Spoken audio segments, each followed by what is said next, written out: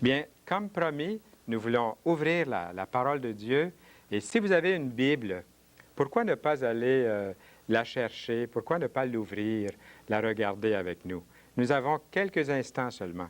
Et comme j'ai annoncé tantôt, tout à l'heure, quel est le but de Dieu en nous créant à sa propre ressemblance?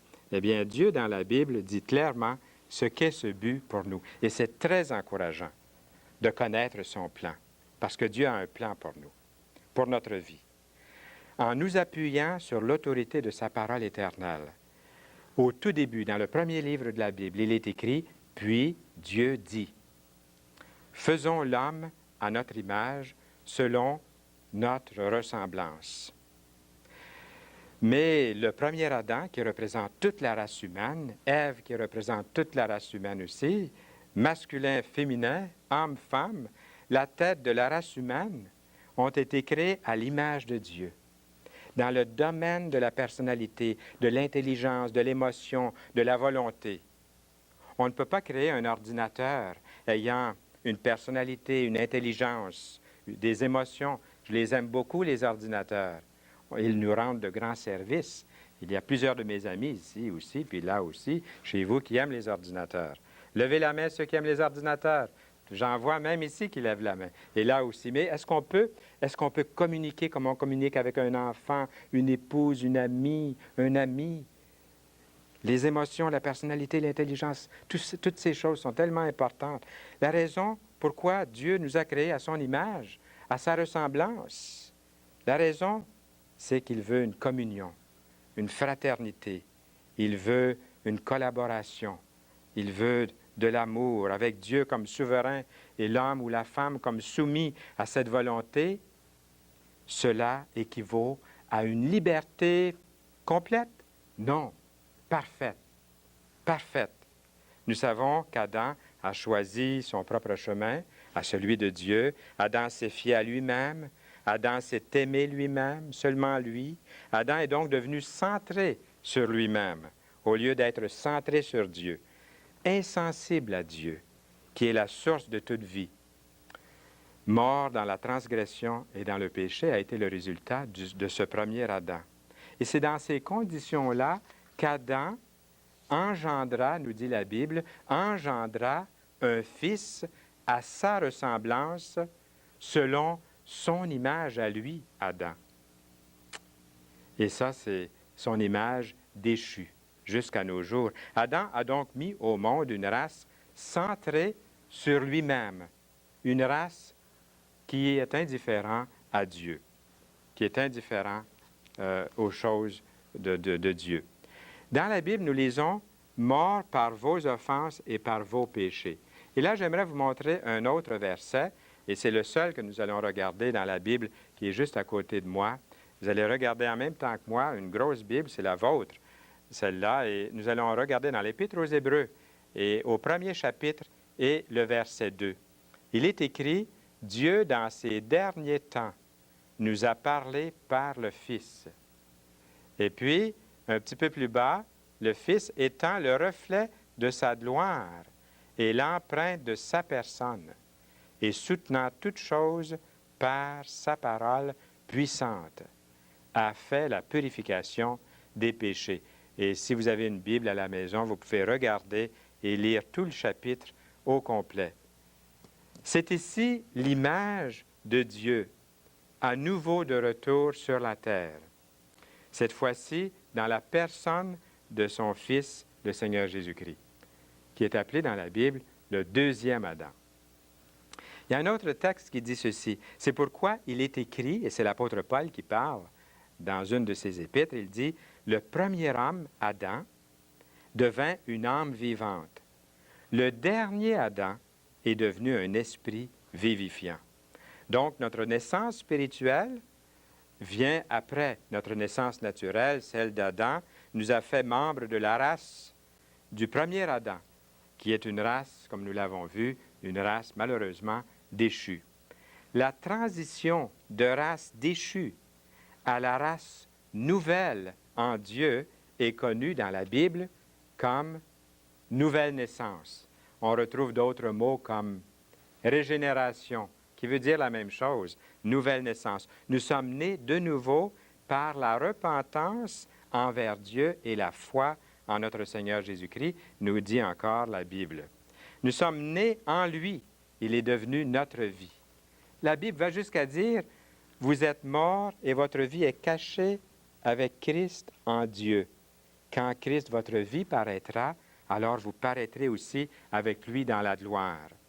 Un autre verset nous dit, c'est encore l'apôtre Paul qui parle, il dit, comme par la désobéissance d'un seul homme, Adam, beaucoup ont été rendus pécheurs. De même, par l'obéissance d'un seul, et vous devinez qui? Vous devinez bien qui?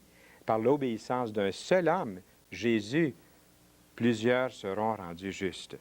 Alors notre Père céleste est encore présentement en train d'accomplir son but, celui de nous faire à son image. Vous voyez, quand j'ai lu le verset tantôt dans Genèse, qu'il nous a créés à son image, ça paraît bien loin. Mais avez-vous réalisé qu'aujourd'hui même, Dieu est en train de vouloir vous créer, de me créer aussi à son image. Le processus de création se poursuit, continue. C'est quelque chose à réaliser. Son but est le même qu'à l'origine. Sauf que ce n'est pas avec la même personne originale, le premier Adam. Et qui est-ce? Le deuxième Adam, qui est appelé le Seigneur Jésus-Christ, le Fils de Dieu. C'est à son image à lui qu'il est en train de vouloir vous créer et me créer. Tout est désormais centré sur le deuxième Adam, appelé le dernier Adam, notre Seigneur Jésus-Christ. Nés de nouveau en Jésus par la foi, nous devenons, comme l'apôtre Pierre le dit dans son épître, participants de la nature divine. Et le Seigneur Jésus peut désormais s'exprimer lui-même au travers de notre personnalité. Il n'enlève pas votre personnalité ou la mienne, il s'exprime au travers de notre personnalité. Ce pauvre monde dans lequel nous vivons pourra voir Jésus, le Christ, en vous, en moi. L'extérieur est comme tout le monde, mais le monde pourra avoir une nouvelle vie, une régénération, une nouvelle naissance, selon la Bible, l'espérance de la gloire. En Corinthiens, dans l'Épître aux Corinthiens, encore Paul ici dans le chapitre 15 de 1 Corinthiens, au verset 49, Paul nous donne cette promesse des plus encourageantes. Vous écoutez? Il dit ceci, « De même que nous avons porté l'image du terrestre, Adam, nous porterons aussi l'image du céleste, le Christ, Jésus. » Il dit plus tard, « Nous savons du reste que toute chose concourt au bien de ceux qui aiment Dieu, de ceux qui sont appelés selon son dessein. Car ceux qu'il a connus d'avance, il les a aussi prédestinés à être semblables à l'image de son Fils. » Le bien dont ce verset parle, c'est marqué ici, tout concourt au bien de ceux qui aiment Dieu, le bien dont ce verset parle est de nous rendre semblables à l'image de son Fils. Avez-vous déjà pensé à ça? C'est marqué, toute chose concourt au bien, celui de nous rendre semblables à l'image de Jésus, son Fils. C'est là la création. Lorsque nous réaliserons que toute chose concourt à nous rendre de plus en plus comme notre Seigneur, Jésus, nous ne serons plus frustrés ou déçus quand quelques-uns, dans le verset de ces choses, seront difficiles à comprendre, ou même qui contiendront, quelquefois, malheureusement, un élément de mort. Nous pourrons nous appuyer sur Dieu, notre Père, et dire que ta volonté soit faite. Notre attitude sera comme celle de Job. On parle souvent de Job, ah oui, et ça nous donne des souvenirs qui ne sont pas toujours très agréables. Mais Job a dit, voici, quand même il me tuerait, je ne cesserai d'espérer en lui, en Dieu. C'est une chose de connaître le plan de Dieu pour notre vie. C'est bon, jusqu'ici, peut-être on n'a pas trop de questions. Et c'en est une autre, par exemple, de savoir quelque chose du comment. C'est peut-être ça qui... Le comment, la clé, c'est quoi? Le comment? D'entrer dans ce plan. Dès maintenant, au cours de cette vie. Un des moyens les plus efficaces que Dieu emploie, êtes-vous bien assis? Êtes-vous prêt à l'entendre?